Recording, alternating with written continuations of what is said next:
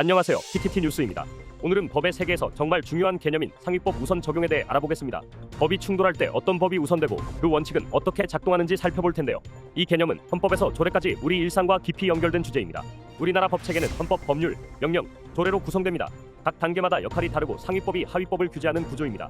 간단히 살펴볼게요. 헌법은 모든 법의 최상위 법입니다. 국민의 기본권을 보장하고 국가의 운영 원칙을 규정합니다.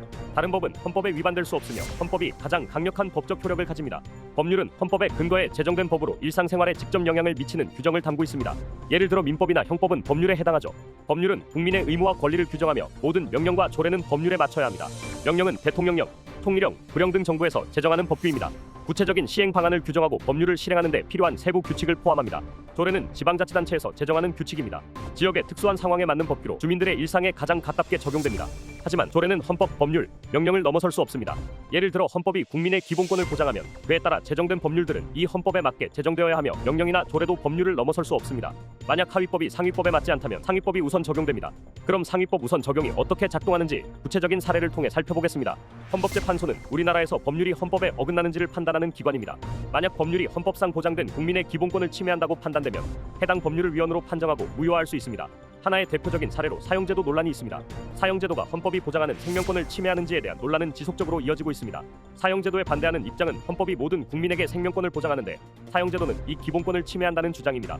사형제도의 폐지를 주장하는 단체들은 헌법재판소에 이 문제를 제기했고 헌법재판소는 사형제도가 헌법에 위배되는지를 심의했습니다. 만약 헌법재판소에서 사형제가 헌법에 위배된다고 판결하면 사형제도는 헌법에 어긋난 법률로 판정되어 무효화될 수 있습니다. 이처럼 헌법은 국민의 기본권을 보호하기 위한 최상위 법으로서 그 어떤 법률도 헌법을 위반할 수 없습니다. 서울시에서 금연구역을 확장하려고 한 사건은 국민건강증진법과 상충한 사례 중 하나로 공공장소에서의 흡연을 줄이기 위한 조치와 관련이 있습니다. 서울시는 2011년부터 금연구역을 확장하려는 조례를 제정했습니다. 당시 서울시는 공원, 버스 정류장, 학교 주변, 그리고 도심 내 주요 거리까지 금연구역을 넓히려 했습니다.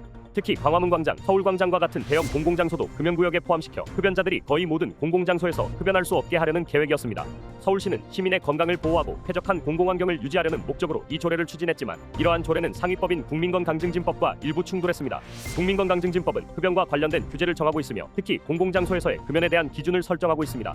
이 법에 따르면 금연구역으로 지정될 수 있는 장소는 학교, 병원, 공공기관의 실내 공간, 대중교통시설, 어린이집, 유치원 등과 같은 건강 취약 계층이 주로 이용하는 장소로 한정됩니다.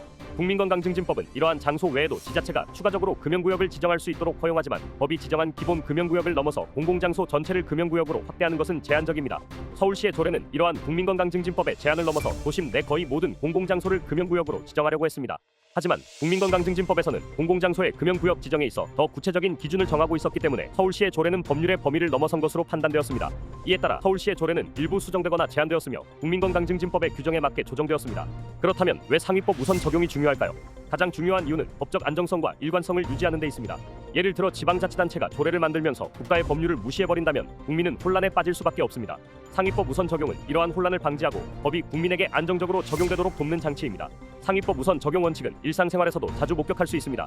예를 들어 교통법규를 생각해봅시다. 도로교통법은 전국적으로 통일된 법률로 교통안전과 질서를 유지하는 규칙을 제정하고 있습니다. 각 지방자치단체는 이를 기반으로 지역 내 교통 관련 조례를 제정할 수 있습니다. 그러나 만약 지역 조례가 도로교통법과 충돌한다면 도로교통법이 우선 적용됩니다. 예를 들어 특정 지역에서 교차로 통행 규정을 다르게 설정하려는 조례를 만들었다고 가정해봅시다. 하지만 이 조례가 도로교통법의 교차로 통행 규정과 상충할 경우 도로교통법이 우선 적용되어 지역 조례는 수정되거나 폐기될 수 있습니다. 이렇게 상위법 우선 적용은 우리 삶에서 중요한 원칙으로 작용하고 있습니다. 헌법이 최상위, 그 아래로 법률, 명령, 조례가 존재하며 법이 충돌할 때 상위법이 우선됩니다. 이를 통해 법적 안정성과 일관성을 보장할 수 있죠. 법이 다 같다고 생각했다면 이제 상위법 우선 적용 개념을 알게 되셨죠.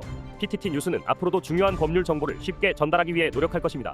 또한 올바르고 평화로운 집회 문화가 이루어지기 위해 그리고 억울한 분들을 도와드리기 위해 열심히 나아갈 테니 구독, 좋아요, 알림 설정, 그리고 댓글을 통해서 도와주셨으면 좋겠습니다.